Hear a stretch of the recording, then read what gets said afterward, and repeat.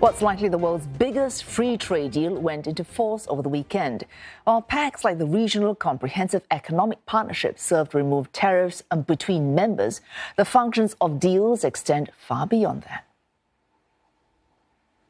I want to thank you for this partnership, your vision as we embark together on this strategic mission. AUKUS will bring together our sailors, our scientists, and our industries to maintain and expand our edge in military capabilities and critical technologies. The US president announcing a pact with the UK and Australia that many consider a milestone because of how far it could go to reshape security in the Asia-Pacific. 11 hours later, China makes its move, confirming application for the Comprehensive and Progressive Agreement for Trans-Pacific Partnership. Another landmark deal with hugely ambitious targets on trade and investment. When asked if this was Beijing's answer to AUKUS, the Ministry of Foreign Affairs had this to say.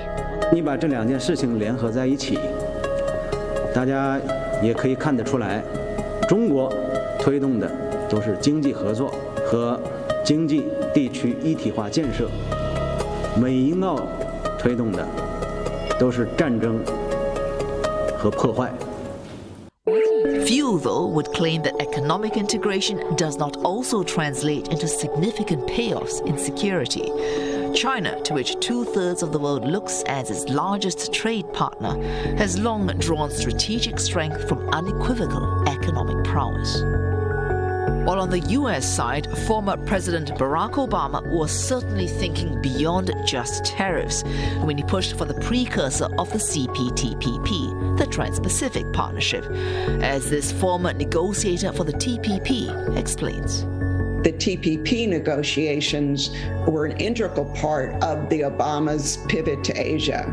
The rationale was first that bilateral agreements, while useful, were not sufficient, and therefore, again, having more parties involved in an agreement would be just more impactful. Second, that's the way how businesses conducted these days. And finally, there are geopolitical considerations, and the Asia-Pacific region was a top priority region for the Obama administration. It was focused on not only engaging on the political and security aspects of our relationship, but it also wanted to have a strong economic component.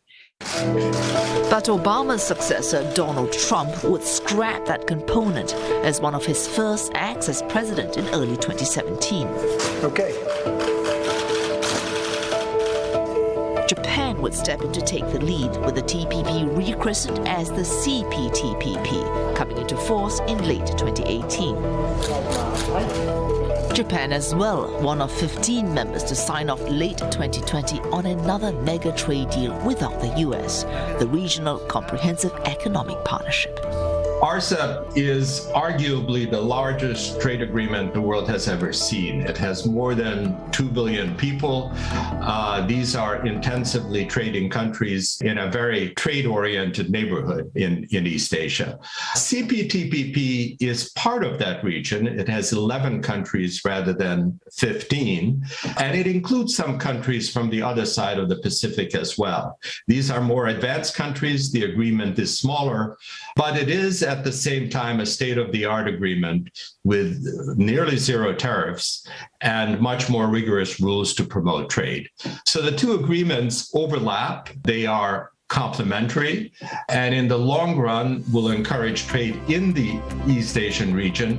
The direct economic benefits of RCEP are quite significant.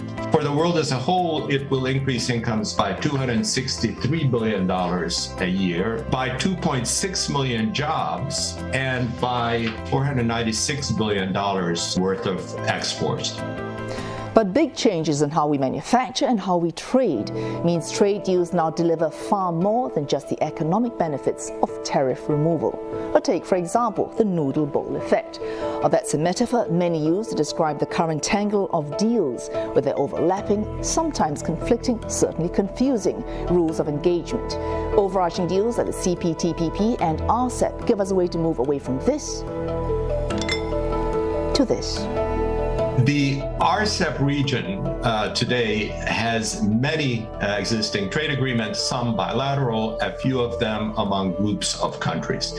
Observers typically describe this as a big noodle bowl of overlapping agreements, a kind of mess that makes it very difficult for companies to navigate. What RCEP does is it cuts through all of these overlapping set of rules and creates a unifying set of rules for a company's trade with all of its partners in the RCEP region. So does it matter that the world's largest democracy, India, and the world's largest economy, the US, have no part in the big trade deals of the moment? China is the region's biggest hegemon by far. It is the single biggest trading partner for all Asian countries, with the sole exception of Afghanistan. But at the same time, there is a lot of concern about China's rules of engagement. So what is probably required in the region are different alternatives, and also for countries to not be completely dependent on China. This is going to be a tremendous challenge, especially if the United States is not part of the framework. The United States has lost its seat at the negotiating table by withdrawing from TPP under the Trump administration. And if we're not at the table, we don't have a voice, we don't have influence, we can't shape those rules. Other countries are doing that and going to continue doing that without us unless we find a way back to the table. The rules that we have in mind are based on our values, based on our desire for openness, for competition, for transparency, accountability. Whether or not the US finds its way back to that table, the rest of the world is not waiting. The AUKUS deal lays stress, in President Biden's words, on our sailors, our scientists, and our industries. But with trade so much more than just filling our rice or noodle bowls on the lowest possible tariffs, deals and the rules that define them may come to matter as much, if not more. Because they not just reflect, increasingly they construct the very values by which we build our societies.